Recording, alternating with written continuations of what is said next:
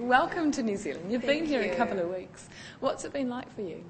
Friendly, warm, just inviting, so helpful. The food is amazing. I love the butter. It's just great. I went into Karen Walker the other day and I went through everything and I tried on that trench coat and it has like a little shoulder pad. I was like, ooh, I'm getting this. So you're digging New Zealand fashion? Yeah.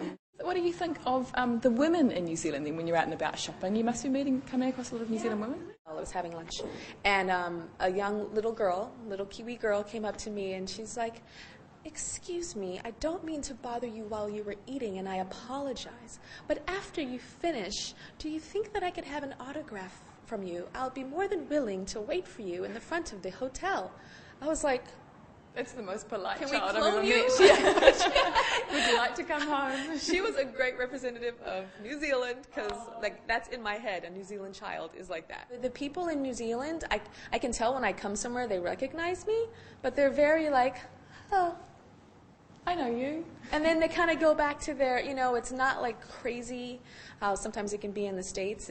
There's like a respectful kind of level of, and then I leave, or sometimes I'll go somewhere and go shopping or something and think, oh, they didn't recognize me, that was all good. And then I see she was spotted here and she tried on this. Why did you guys decide to come to New Zealand and what did you know about New Zealand beforehand? We have a list of places that are our dream places to go, and New Zealand was at the top of the list. One of the reasons why we wanted to come was because of the terrain, just that it is so absolutely beautiful.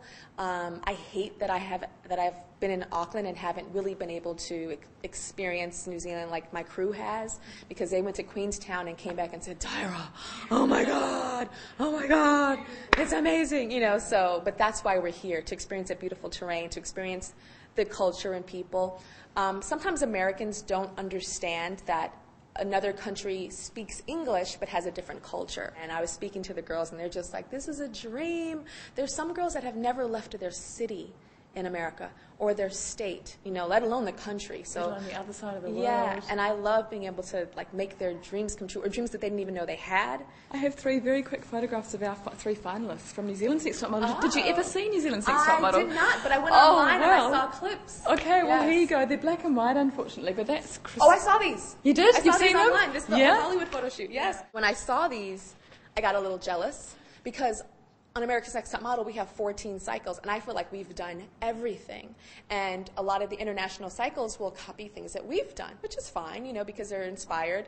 But we haven't done an old movie star photo shoot like this. And I was like, ooh, we call it this. We go, ooh, my friends and my colleagues, and we go, this means jealous. Ooh.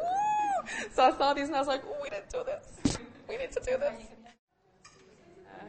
I thought Top Model was going to last 2 seasons, not 14. When I first started, and I was a very new television producer, so I didn't understand how TV worked, especially reality TV, because we were so new. We were at the early stages of reality television, so I thought, 1 or 2 seasons, and that would be great. And here we are at 14, so. What about your relationship with the girls? Because do you still see past contestants and past winners? I see some of them, but, I've had almost 200 girls now, so it's a lot. So my role in the beginning, it was very difficult for me to cut the ties with the girls. Once, I would send them home if they, weren't making it and had to be eliminated. I would wait till they packed, and this was 2 o'clock in the morning. They would move out of the house and they'd go to a hotel before they would get on the airplane. And I would go to the hotel room and talk to them for an hour and hold their hands and let them cry in my arms, because I felt like, And so that was season after season of that. And then the Top Model crew said, Tyra, you can't do that anymore. On Top Model, their fingernails, their hair, it's all so looked upon and intensively scrutinized. How do you get that balance between the day and night? I have a lot of debatable beauty on Top Model. And I get kind of excited when I'm in a restaurant and people can't see that it's me, and I hear women behind me arguing over, arguing about some girls on Top Model. Why is she on the show? She doesn't even look amazing. And why is Tyra? To me, that is success because it's opening up the definitions of beauty. So although it is a show that is about the physical, most definitely is a show about the physical, every season I make sure that I am casting girls that are not all typical cookie-cutter beauties, so that when the girl at home is looking at it, yes, it's in the modeling industry, yes, you have to pose a certain way, yes, your picture's going to be scrutinized because it's a business. But the girl that we are scrutinizing, the girl that every week I'm saying, you are beautiful. I'm not telling that girl she's beautiful. I'm telling the girl at home that looks like her that she is beautiful. But there's a lot of medicine in the message. If you notice, the bitch never wins.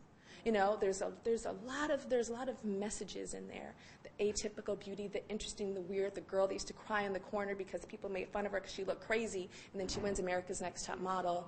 Yeah, so it's I have to have the sugar or else I can't reach them. Time magazine named you again as one of 100 of the most powerful women in entertainment. Is that a burden or a privilege?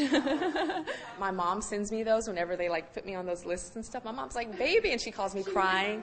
Yeah, she calls me crying and saying, oh my God, Forbes said this or Time said this.